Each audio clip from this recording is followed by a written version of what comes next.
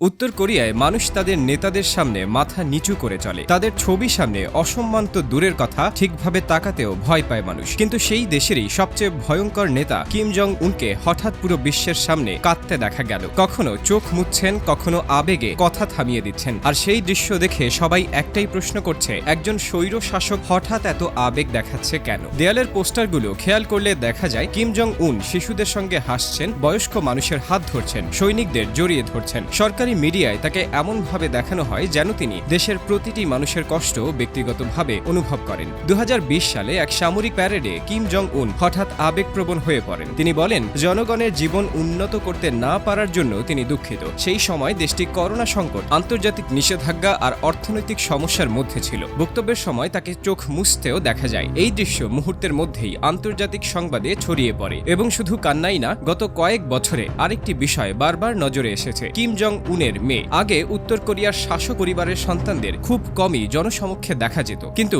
এখন Kim Jong উন প্রায় তার মেয়েকে নিয়ে গুরুত্বপূর্ণ অনুষ্ঠানে হাজির হন। মিসাইল পরীক্ষা, সামরিক প্যারেড কিংবা বড় বড় সরকারি অনুষ্ঠান, সব জায়গাতেই মাঝে মাঝে দেখা যাচ্ছে ছোট্ট সেই মেয়েটিকে। এটা কেন গুরুত্বপূর্ণ জানেন? কারণ এই ছবিগুলো কিম জং উনকে শুধু কঠোর শাসক নয়, একজন স্নেহশীল বাবা হিসেবেও তুলে ধরে। আর মানুষের মনস্তত্ত্বে এর প্রভাব বিশাল। যখন একজন মানুষ কোনো নেতাকে শুধু ভয় না পেয়ে তাকে পরিবারের মানুষ ভাবতে শুরু করে, তখন সেই নেতার প্রতি আনুগত্য আরও গভীর হয়ে যায়। এখানেই উত্তর কোরিয়ার রাজনৈতিক কৌশলটা সবচেয়ে ভয়ঙ্কর হয়ে ওঠে। তারা খুব ভালোভাবেই জানে, মানুষ শুধু তথ্য দিয়ে পরিচালিত হয় না, মানুষ পরিচালিত হয় আবেগ দিয়ে। তাই তারা সিনেমা বানায়, গান বানায়, পোস্টার বানায়, আর সেই সব জায়গায় নেতাকে এমনভাবে দেখানো হয় যেন তিনি দেশের প্রতিটি মানুষের জন্য নিজের জীবন উৎসর্গ করছেন। এমনকি যখন কিম জং উন সৈনিকদের পরিবারের সঙ্গে দেখা করেন বা নিহত সেনাদের স্মরণে আবেগপ্রবণ হন, তখন সেই দৃশ্যগুলো রাষ্ট্রীয় টেলিভিশনে বারবার প্রচার করা হয়। কারণ এসব দৃশ্য শুধু খবর নয়, এগুলো এক ধরনের রাজনৈতিক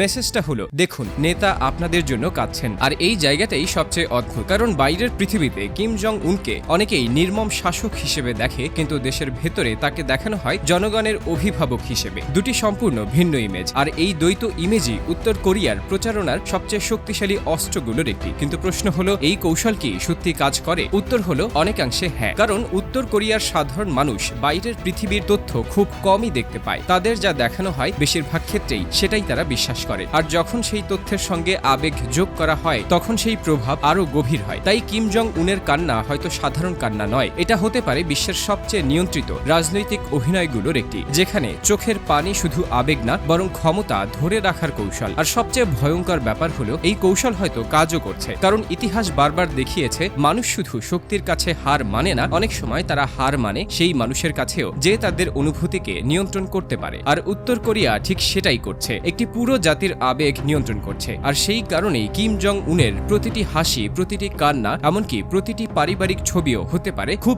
কেয়ারফুলি ডিজাইনড রাজনৈতিক অস্ত্র। পৃথিবীর সবচেয়ে রহস্যময় রাষ্ট্রে ক্ষমতা শুধু বন্দুক দিয়ে টিকে থাকে না, টিকে থাকে মানুষের মন নিয়ন্ত্রণ করার ক্ষমতা দিয়ে। আর সেটাই হয়তো উত্তর কোরিয়ার সবচেয়ে বড় গোপন রহস্য।